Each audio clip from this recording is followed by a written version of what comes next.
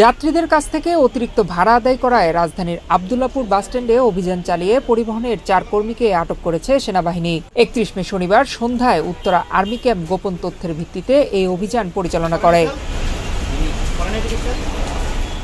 এ সময় আব্দুল্লাহপুর বাসস্ট্যান্ড থেকে অতিরিক্ত বাস ভাড়া আদায়ের জন্য 4 জনকে হাতে নাতে গ্রেফতার করা হয়।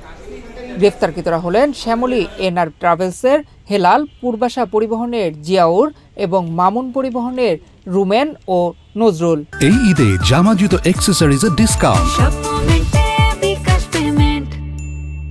তাদেরকে প্রয়োজনীয় জিজ্ঞাসাবাদ শেষে পরবর্তী আইনি কার্যক্রম সম্পন্ন করার জন্য উত্তরা পশ্চিম থানা পুলিশের নিকট হস্তান্তর করা হয়েছে।